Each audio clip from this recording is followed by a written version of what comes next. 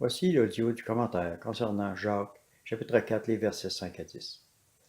Croyez-vous que l'Écriture dise en vain, Dieu aime jusqu'à la jalousie l'Esprit qu'il a fait habiter en vous?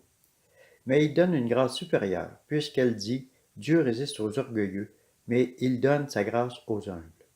Soumettez-vous donc à Dieu, résistez au diable, et il fuira loin de vous. Approchez-vous de Dieu, et il s'approchera de vous. Purifiez vos mains, pécheurs, et nettoyez vos cœurs, âmes partagées. Reconnaissez votre misère, menez deuil, pleurez, que votre rire se change en deuil et votre joie en tristesse. Humiliez-vous devant le Seigneur, et il vous élèvera. Commentaire. Verset 5. Croyez-vous que l'Écriture dise en vain, Dieu aime jusqu'à la jalousie l'Esprit qu'il a fait habiter en vous? Le Seigneur donne de son Esprit à qui il veut. Alors lorsque le Seigneur te conduit, te dirige, t'enseigne par son Esprit, ce n'est pas pour que ta chair obtienne 5000 caprices, car notre Dieu est jaloux de l'Esprit qu'il dépose sur toi. Si tu n'agis pas correctement ou que tu ne te repens pas, cet Esprit te sera retiré. Psaume, chapitre 51, versets 11 à 14.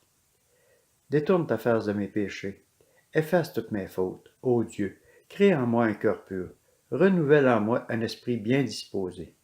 Ne me rejette pas loin de ta face, ne me retire pas ton Esprit Saint. Rends-moi la joie de ton salut, et qu'un esprit de bonne volonté me soutienne. Humiliez-vous devant le Seigneur. Ne soyez pas des couraides qui décident, qui disent « moi je veux », car le Seigneur n'en a rien à faire de cela. Le peuple d'Israël a tourné en rond pendant 40 ans, parce que le Seigneur en a eu assez de leurs couraides. Et toi, combien de temps le Seigneur te laissera-t-il tourner en rond?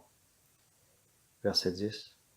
Humiliez-vous devant le Seigneur, et il vous élèvera. L'humilité précède la gloire, l'orgueil précède la chute.